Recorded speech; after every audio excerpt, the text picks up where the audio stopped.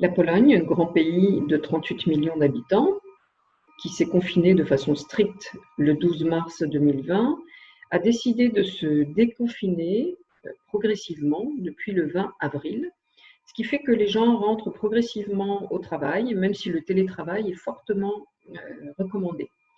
Sur place, au travail, qu'est-ce que ça veut dire? Il faut porter le masque, si possible porter les gants obligatoirement quand c'est nécessaire, et avoir un écart de 1,50 m entre les personnes. Dans les lieux publics, on porte le masque et bien sûr, dans les transports aussi. Ça, c'est obligatoire depuis le 16 avril 2020. En ce qui concerne le droit du travail, la Pologne a voté deux grandes lois qui s'appellent les boucliers 1 et 2.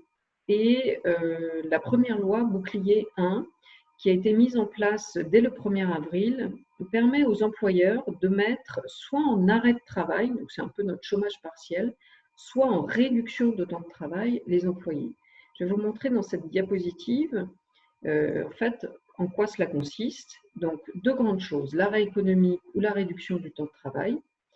Alors, ça a le mérite d'exister, cependant, ça a été assez critiqué, c'est pas forcément facile à mettre en place. Pourquoi? Parce qu'il faut prouver qu'on a une diminution de son chiffre d'affaires, il faut réunir en interne les employés, élire un représentant, ou alors s'il y a des syndicats, les syndicats, et obtenir un accord employeur-employé. Vous voyez, c'est pas forcément très facile à mettre en place. Cependant, si tout cela est réuni, on peut obtenir une sorte de subvention de l'État sur le salaire par mois. Et ça, cette aide, elle a lieu pendant 3 mois maximum à la date du dépôt du dossier. Et évidemment, il faut maintenir l'emploi donc dans la société. Donc, soit un arrêt économique où on réduit de 50% maximum le salaire de votre employé, donc il ne travaille pas du tout, mais vous le payez quand même 50%. Et ou alors vous réduisez son temps de travail de 20% maximum. Voilà, donc ça c'est les deux grandes mesures, bouclier 1 et bouclier numéro 2, sachant qu'un bouclier numéro 3 se prépare. Et puis une autre mesure qui mérite de regarder, c'est le fait qu'il y ait une exonération totale ou partielle des charges sociales. Elle est totale pour les entreprises de 1 à 9 personnes sur mars, avril, mai. Donc, pas de cotisation sociale, tout simplement. Vous déposez un dossier pour cela. Et si vous êtes une entreprise de 10 à 49 personnes, et bien là, vous avez 50% d'exonération des charges sociales. Et c'est pareil, il n'y a pas de conditions à remplir, vous déposez juste un dossier pour cela.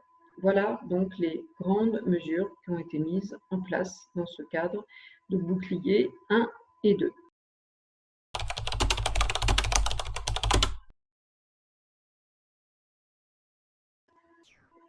En termes de mesures financières ou fiscales, le gouvernement polonais a bien sûr voté des mesures le 1er avril, le 17 avril, dans les boucliers 1 et 2, sachant qu'il y a un bouclier 3 qui se prépare.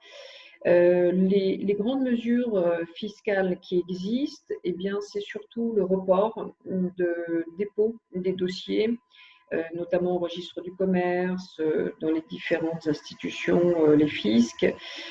Pour les registres des bénéficiaires, par exemple, ça a été repoussé au 13 juillet, c'était prévu au 13 avril. Donc le gouvernement a bien conscience qu'il y a des soucis et qu'il y a des reports de date qui sont obligatoires.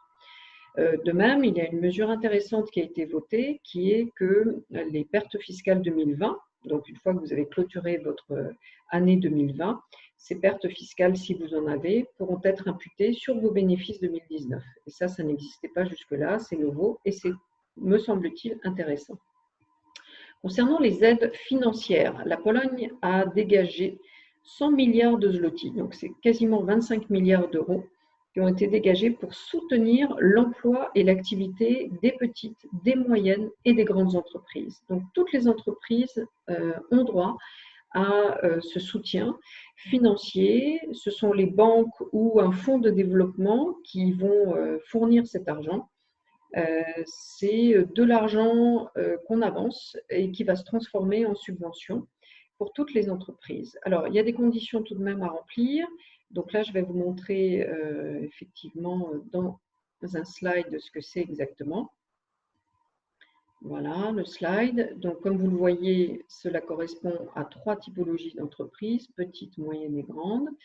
Et il faut remplir comme condition qu'on est en activité depuis fin décembre 2019, bien sûr, au moins, et qu'on a une baisse du chiffre d'affaires de 25% minimum à partir de février 2020, ou alors qu'on n'a pas d'activité du tout. Alors, il y a une grosse condition à remplir, c'est qu'on doit avoir une résidence fiscale en Pologne. C'est-à-dire que le bénéficiaire réel, au final, de votre entreprise en Pologne, il faut qu'il soit polonais pour obtenir donc cette subvention finalement, parce que c'est une avance d'argent qui peut se transformer en subvention. Donc si vous avez une entreprise en Pologne, mais que c'est la maison mère, votre maison mère, qui est en réalité le bénéficiaire réel final, vous n'aurez pas droit à ces aides. Si vous êtes une personne privée et que vous avez votre résidence en Pologne, et bien sûr, vous pourrez avoir droit donc à ces mesures-là. Donc, il y a pas mal d'argent qui a été dégagé, hein, je ne rentre pas dans les détails, mais là, vous avez tous les éléments. Ce qui est très intéressant, c'est que donc, vous avez de l'argent apporté par la banque pour vous soutenir dans votre activité, maintenir les emplois, parce qu'évidemment, on a très peur en Pologne que les entreprises licencient massivement. Et cet argent donc, qui va être dégagé va se transformer à 75% en subvention au bout de 12 mois d'activité, si vous avez prouvé que vous avez maintenu l'activité et les emplois.